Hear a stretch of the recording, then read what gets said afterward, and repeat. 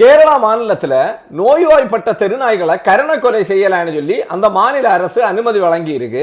ஆனா இதுல என்னன்னா என்னென்ன நோயால் பாதிக்கப்பட்டது அப்படின்னு உள்ளது நமக்கு தெரியாது. அதுக்கு அர்த்தமே என்னன்னா கேரளாவில் தெருநாய்களை கொலை செய்ய மாநில அரசு அனுமதித்துள்ளதுதான் உண்மையான விஷயம்.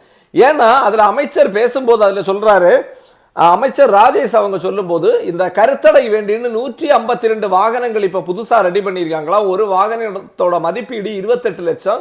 அப்ப வேகமா கருத்தடையும் பண்ண போறோம்னு. ஆக்சுவலி நடக்க போறது கருத்தடை கிடையாது. ஸ்ட்ரீட்ல இருக்க அவ்வளவு டாக்ஸையும் பிடித்தனா கொலை செய்ய போறதுன்னு உண்மையான விஷயம். இதே விஷயத்தை தான் ஃபர்ஸ்ட்ல இருந்தே நான் சொல்லிட்டே இருந்தேன். கருத்தடைக்கு அரசு முக்கியத்துவம் கொடுத்திருந்தால் இந்த பிரச்சனை வந்திருக்காது. ரெண்டாவது விஷயம், அரசு இந்த கால்நடைகளுக்கு ஒதுக்கின ஃபண்ட் எல்லாம் யார் யாருக்கோ பாக்கெட்ல போனனாலதான் இந்த விஷயங்கள் இப்படி தவறாட்டே நடக்குது. அது கரெக்டா அதுகளுக்கு மருந்து போயிருந்தா அதுக்கு எந்த நோயுமே வந்திருக்காது. ரேபிஸ் நோயால மனிதன் பாதிக்கப்படியான்னு சொல்லிட்டு நிறைய பிரச்சனைகள் வந்துட்டே இருக்கு. அது வர வேண்டிய அவசியமே கிடையாது. அதுக்கு கரெக்டான வேக்சின் போயிருந்தா. இந்த வேக்சின் எல்லாம் வழங்கப்படாதது யாருக்கு தப்பு? அந்த இடத்தை யோசித்தாலே இது கிளியர் ஆயிருக்கும். இன்னொன்னு யோசித்துக்கோங்க, கொரோனா காலகட்டத்தில் மனிதனுக்கு கொரோனா வந்து ஒரு ஆள்கிட்ட இருந்து இன்னொரு ஆளுக்கு பரவுது. அப்ப மனிதனே இதே மாதிரிப்பட்ட முடிவுகள் தான் எடுத்தாங்களா அரசு? ஏன் இதுக்கு மாற்று வழி கிடையாதா?